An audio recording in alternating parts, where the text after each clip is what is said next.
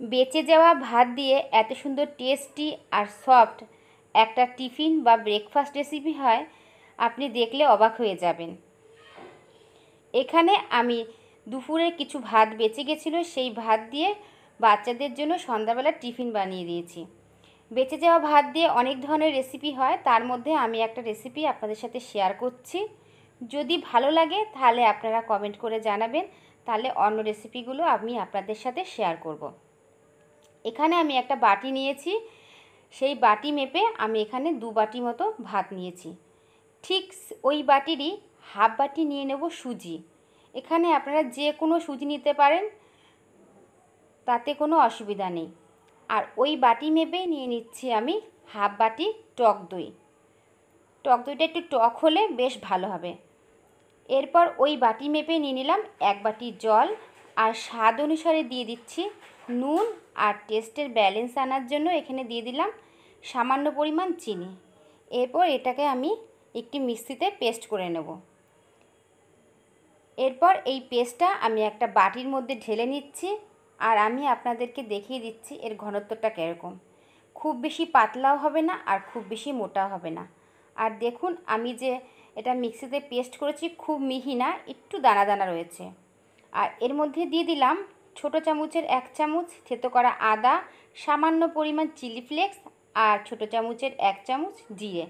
এই সমস্ত উপকরণ এই ভাতের সাথে মিশিয়ে নিলাম, আর একটা প্লেট দিয়ে 5 মিনিটের জন্য ঢেকে রাখবো। এদিকে এটা খাওয়ার জন্য আমি কিছুটা পুদিনা পাতা আর ধনে পাতা দিয়ে একটা চাটনি করে নেব, গ্রিন চাটনি।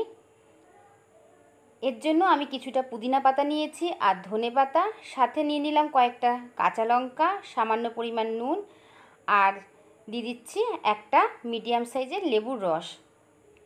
আর যাতে সবুজ কালারটা বজায় থাকে এর জন্য এর মধ্যে দিয়ে দেবো কয়েক টুকরো বরফ। দিয়ে এটাকে আমি ভালোভাবে পেস্ট করে নেব। তৈরি হয়ে গেল আমাদের গ্রিন চাটনি। এদিকে দেখুন 5 মিনিট হয়ে গেছে আর এই ব্যাটারটা বেশ ভালো ঘন হয়ে গেছে।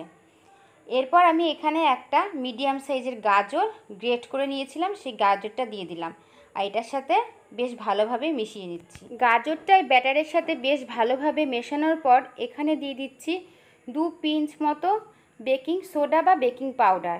এর জায়গায় আপনারা ইনোও ব্যবহার করতে পারেন। এটাকে অ্যাক্টিভেট করার জন্য এখানে আমি একটু সামান্য পরিমাণ জল দিলাম, আর এটা বেশ ভালোভাবে মিশিয়ে নিচ্ছি এই ব্যাটারের সাথে বেকিং পাউডারটা। এখানে আমি একটা আপ্পাম প্যান নিয়েছি, আর এই প্যানের মধ্যে একটু সামান্য পরিমাণ তেল দিয়ে দেব, যাতে আপ্পামগুলো খুব সহজে উঠে যায়। আর একটা চামচের সাহায্যে প্রত্যেকটা খাপে খাপে এই ব্যাটারটা দিয়ে দেব। আর লো টু মিডিয়াম ফ্লেমে একটা ঢাকনা দিয়ে 3 থেকে 4 মিনিট হতে দেব। এক পিঠ হয়ে গেলে আরেক পিঠ উল্টে দেব আরেক পিঠ ভাজার জন্য। খুব চটজলদি হয়ে যায় রেসিপিটা, আর একদম ঝামেলা নেই। আমি এখানে শুধু গাজর ব্যবহার করেছি, আপনারা আপনাদের পছন্দ মতো সবজি ব্যবহার করতে পারেন। এইভাবে আমি একটা ব্যাচ তৈরি করে নিলাম।